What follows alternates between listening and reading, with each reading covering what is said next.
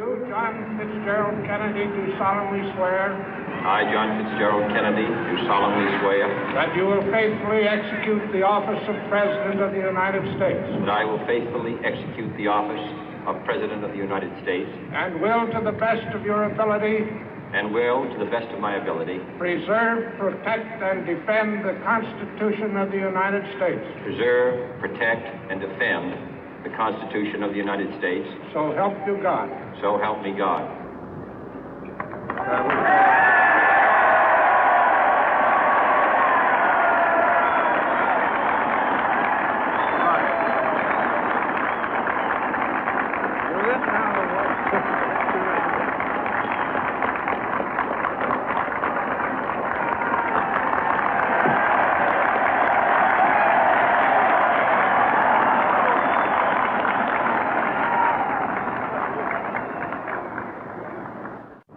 Vice President Johnson, Mr. Speaker, Mr. Chief Justice, President Eisenhower, Vice President Nixon, President Truman, Reverend clergy, fellow citizens.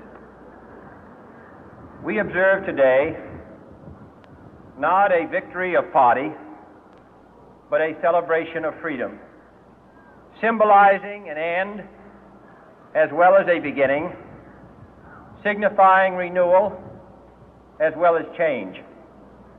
For I have sworn before you and Almighty God the same solemn oath our forebears prescribed nearly a century and 3/4 ago. The world is very different now, for man holds in his mortal hands the power to abolish all forms of human poverty and all forms of human life. And yet the same revolutionary beliefs for which our forebears fought are still at issue around the globe. The belief that the rights of man come not from the generosity of the state, but from the hand of God. We dare not forget today that we are the heirs of that first revolution. Let the word go forth from this time and place to friend and foe alike that the torch has been passed to a new generation of Americans born in this century, tempered by war, disciplined by a hard and bitter peace, proud of our ancient heritage, and unwilling to witness or permit the slow undoing of those human rights to which this nation has always been committed and to which we are committed today at home and around the world.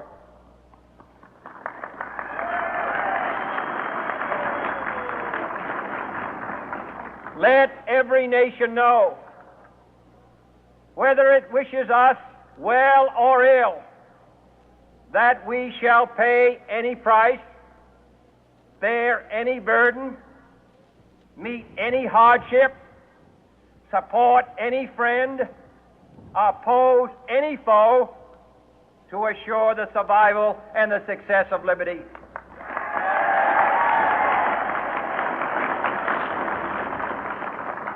This much we pledge and more.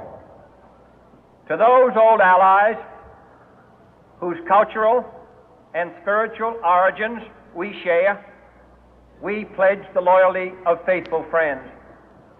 United, there is little we cannot do in a host of cooperative ventures. Divided, there is little we can do, for we dare not meet a powerful challenge at odds and split asunder. To those new states whom we welcome to the ranks of the free, we pledge our word that one form of colonial control shall not have passed away merely to be replaced by a far more iron tyranny. We shall not always expect to find them supporting our view, but we shall always hope to find them strongly supporting their own freedom, and to remember that in the past, those who foolishly sought power by riding the back of the tiger ended up inside.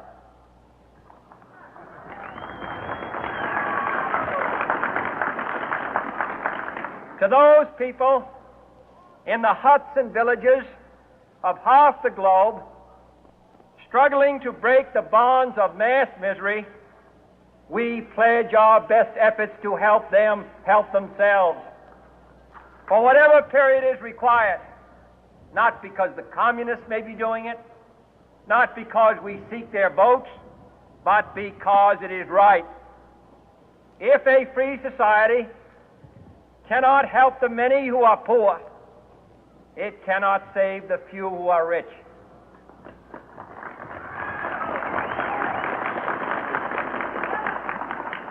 To our sister republics south of our border, we offer a special pledge to convert our good words into good deeds, in a new alliance for progress, to assist free men and free governments in casting off the chains of poverty. But this peaceful revolution of hope cannot become the prey of hostile powers. Let all our neighbors know that we shall join with them to oppose aggression or subversion anywhere in the Americas. And let every other power know that this hemisphere intends to remain the master of its own house.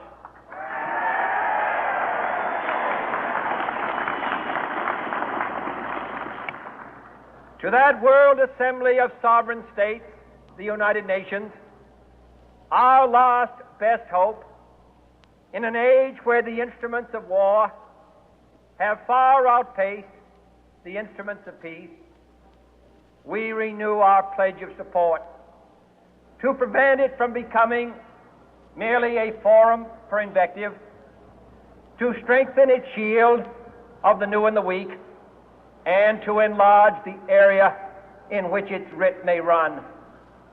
Finally, to those nations who would make themselves our adversary, we offer not a pledge, but a request that both sides begin anew the quest for peace. Before the dark powers of destruction, unleashed by science, engulf all humanity in planned or accidental self-destruction, we dare not tempt them with weakness, for only when our arms are sufficient beyond doubt can we be certain beyond doubt that they will never be employed. But neither can two great and powerful groups of nations take comfort from our present course, both sides overburdened by the cost of modern weapons, both rightly alarmed by the steady spread of the deadly atom, yet both racing to alter that uncertain balance of terror that stays the hand of mankind's final war. So let us begin anew, remembering on both sides that civility is not a sign of weakness, and sincerity is always subject to proof. Let us never negotiate out of fear, but let us never fear to negotiate.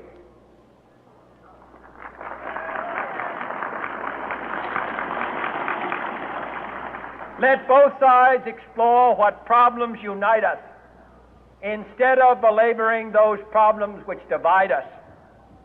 Let both sides, for the first time, formulate serious and precise proposals for the inspection and control of arms, and bring the absolute power to destroy other nations under the absolute control of all nations.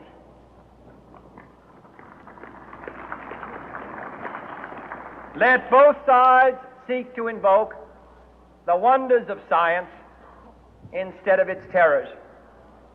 Together, let us explore the stars, conquer the deserts, eradicate disease, tap the ocean depth, and encourage the arts and commerce.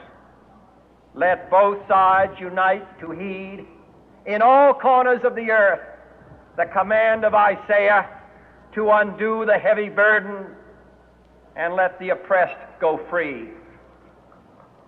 And if a beachhead of cooperation may push back the jungle of suspicion, let both sides join in creating a new endeavor, not a new balance of power, but a new world of law, where the strong are just and the weak secure and the peace preserved.